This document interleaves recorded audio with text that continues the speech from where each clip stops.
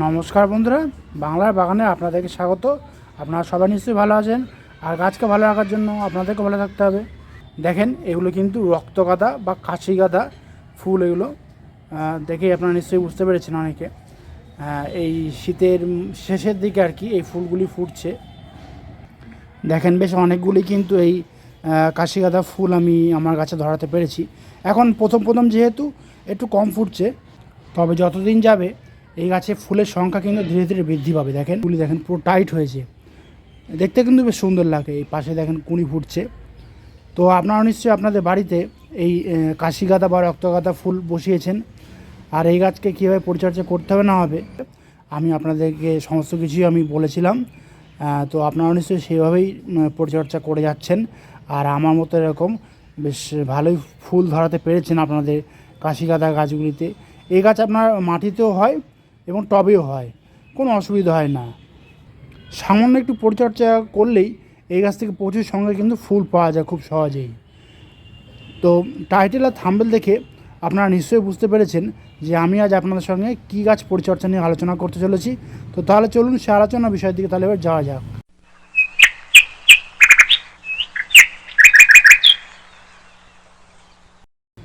দেখেন, আপনারা এখানে এই দুটি গাছ আমি কী গাছ রেখেছি নিশ্চয়ই বুঝতে পেরেছেন দেখেই। হ্যাঁ, ঠিকই ধরেছেন, এইগুলি হলো দুটোই মানে গোলাপ গাছ। কারণ এখনই কিন্তু সঠিক সময় এই গোলাপ গাছ নার্সারি থেকে নিয়ে এসে রোপণ করার। তো আপনারাও নিশ্চয়ই গোলাপ ফুল গাছ খুব পছন্দ করেন।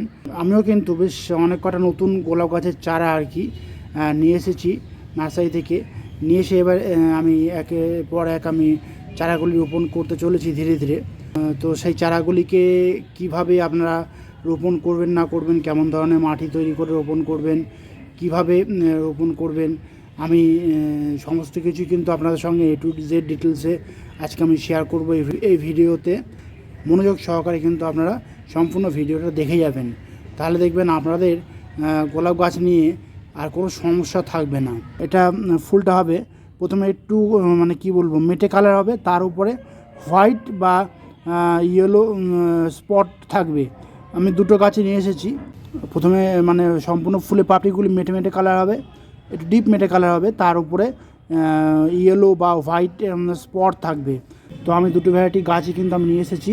তো এই সময় আপনারা অনেকেই নার্সারিতে যাচ্ছেন বা আগেও যখন প্রখর ঠান্ডা পড়েছিল তখনও গেছেন, গিয়ে কিন্তু আপনারা নিজেদের পছন্দ মতো কিন্তু অনেকেই দেখছি এরকম গোলাপ গাছ নিয়ে এসছেন। তো তারা কিভাবে গোলাপ গাছগুলিকে কেমন ধরনের মাটিতে রোপণ করবেন, কেমন জায়গায় রাখবেন, প্রথমে কিভাবে রোপণ করবেন, আমি সমস্ত কিছু কিন্তু A to Z আজকে ডিটেলসে আপনাদের সঙ্গে শেয়ার করব। আপনারা ভিডিওটিকে কিন্তু স্কিপ করবেন না, মনোযোগ সহকারে কিন্তু সম্পূর্ণ ভিডিওটি দেখবেন। তাহলে দেখবেন আপনারাও কিন্তু অনেক কিছু জানতে পারবেন খুব সহজেই, এবং আপনারাও ঠিক সেইভাবেই আপনারা আপনাদের গোলাপ গাছের যে নতুন চারাগুলি নিয়ে এসছেন সেই নতুন চারাগুলিকে আপনারা আপনাদের বাড়িতে মাটিতে হোক বা টবে হোক বা সিন্ডারে হোক রোপণ করতে পারবেন, এবং সময় মতো কিন্তু দেখবেন আপনারা ভালো মানে ফুল আপনারা ধরাতে পারবেন আপনাদের এই গোলাপ গাছ থেকে আর কি। তো প্রথমেই আমি আপনাদেরকে বলবো, এই গাছ আপনারা নার্সারি থেকে নিয়ে এসেই কিন্তু হঠাৎই কিন্তু রোপণ করবেন না। আপনাদের বাড়ির ওয়েদারের সঙ্গে খাপ খাইয়ে মানে ম্যানেজ করে আর কি নিতে দেবেন, তারপরে কিন্তু রোপণ করবেন। নার্সারি থেকে নিয়ে এসে মিনিমাম আপনারা প্রায় 10 দিন মতো আপনারা আপনাদের বাড়িতে এই গোলাপ গাছ রেখে দেবেন, যাতে বাড়ির ওয়েদারের সঙ্গে বেশ ভালোভাবে খাপ খাইয়ে নিতে পারে। তারপরে কিন্তু আপনারা রোপণ করবেন। অনেকে ভুল কাজ করে ফেলেন, কি নার্সারি থেকে নিয়ে আসেন, নিয়ে এসে গ্রো ব্যাগটা খুলে যেমন তেমন করে মাটি তৈরি করে আপনারা আপনাদের বাড়িতে টবে রোপণ করে দেন বা বাগানের মাটিতে পুঁতে দেন।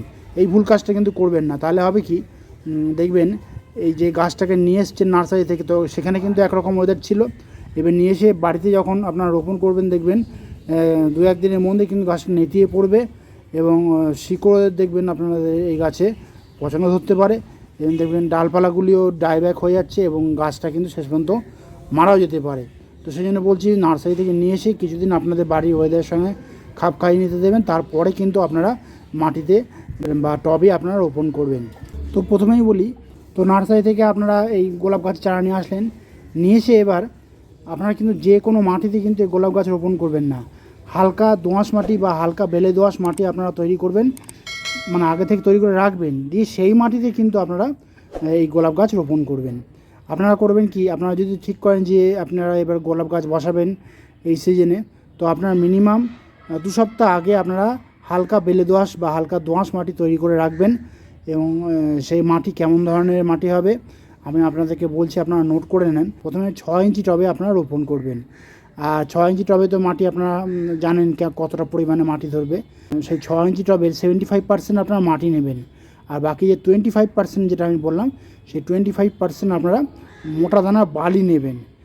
নিয়ে করবেন কি, তার সঙ্গে আপনারা যে হাড় গুঁড়ো, শিংকুচি, রক্তসার এবং 1 বছরের পুরনো ভার্মি কম্পোস্ট এবং নিমখোল আপনারা 1 মুঠো করে মিশিয়ে দেবেন। বালিটা একটু বেশি পরিমাণে মেশাবেন, দিয়ে তার সঙ্গে একটু ট্রাইকোডার্মাও মিশিয়ে দেবেন। দিয়ে বালিটাকে কিছুদিন একটু ভিজিয়ে রাখবেন। 2 সপ্তাহ রাখলেই মাটিটা তৈরি হয়ে যাবে। সেইভাবে মাটিটা রেখে দিয়ে আপনারা এই গোলাপ গাছ বসানোর জন্য মাটি আপনারা তৈরি করতে পারেন। দেখবেন 2 সপ্তাহের মধ্যে কিন্তু মাটিটা পুরো তৈরি হয়ে যাবে। তো আপনারা এইভাবে মাটি তৈরি করে আগে থেকেই রাখবেন। আপনারা যারা ঠিক করেছেন যে আপনারা গোলাপ চারা আর কি বসাবেন বা কিনে আনবেন, বা যারা নতুন বাগান শুরু করেছেন তাদের এই মনে ইচ্ছা জাগতেই পারে, তো আপনারা মাটিতে তৈরি করে নিয়েই কিন্তু আপনারা পরে কিন্তু গোলাপের চারা নিয়ে এসে সেই মাটিতেই কিন্তু আপনারা এই গোলাপের নতুন চারা আপনারা রোপণ করতে পারেন। তাহলে দেখবেন কোনো রকমের অসুবিধা কিন্তু হবে না।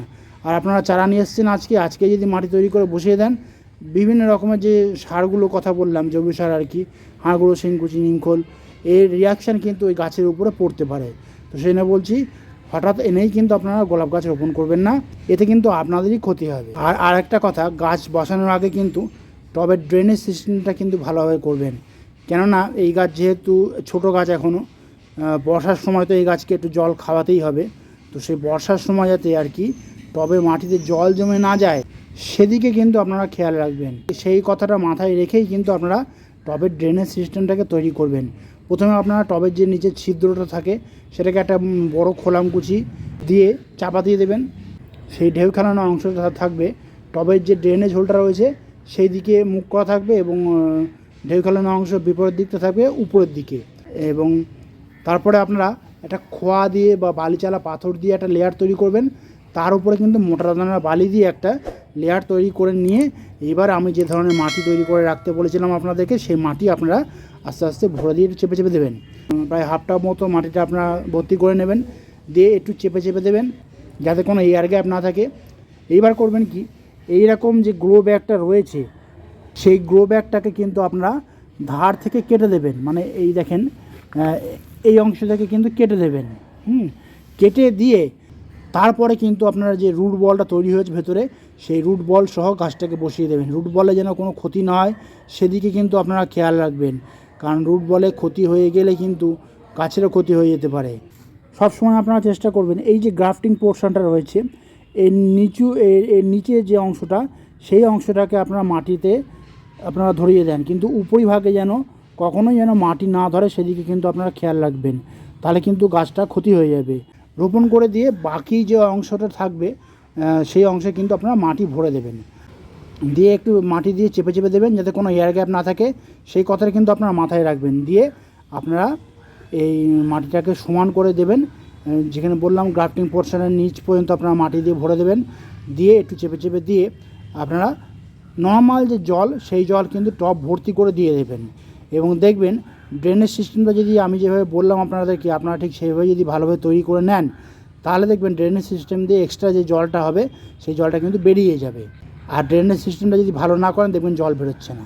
এইবার করবেন কি, এই গাছটাকে একটু শেডযুক্ত জায়গাতে রাখবেন, ডাইরেক্ট সানলাইটে রাখবেন না।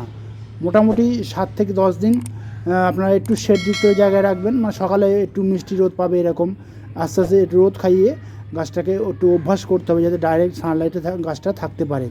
আর সবসময় কিন্তু খেয়াল রাখবেন, গাছ যদি আপনারা আজকে বসান টব ভর্তি করতে জল দেবেনই, আগামীকাল বা তার পরের দিন টবের মাটিতে কিন্তু জল দেবেন না। টবের মাটি শুকিয়ে একটু সাদা হবে, তারপরে জল দেবেন। এবারে বলি এই গাছের রুট ট্রিটমেন্ট আপনারা কীভাবে করবেন। তো আজকে যেহেতু গাছটা আপনারা বসিয়ে দিয়েছেন, এবার করবেন কি, মিনিমাম আপনারা 5 থেকে 7 দিন অপেক্ষা করবেন।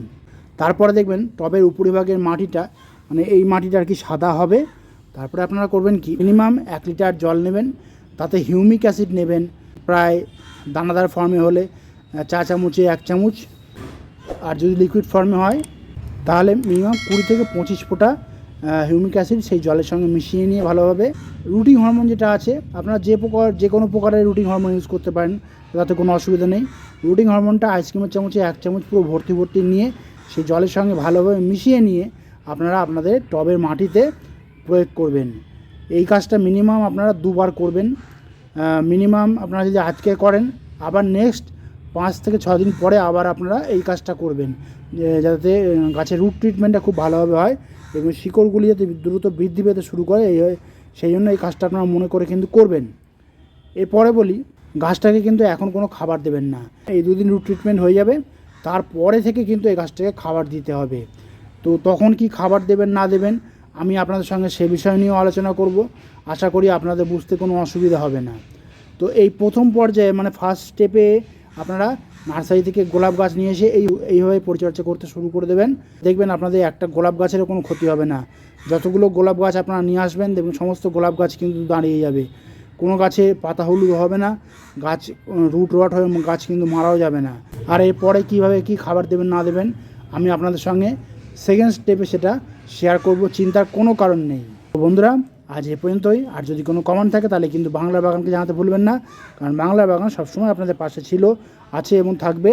আর আমার এই ভিডিওটি যদি আপনাদের ভালো লাগে তবে লাইক করবেন, গাছপ্রেমী বন্ধুদের মধ্যে শেয়ার করবেন এবং আমার চ্যানেলটিকে সাবস্ক্রাইব করে বেল আইকনটিকে প্রেস করে অল নোটিফিকেশনটিকে প্রেস করে রাখবেন, যাতে নিত্য নতুন ভিডিওগুলি আপনাদের কাছে খুব সহজেই পৌঁছে যেতে পারে।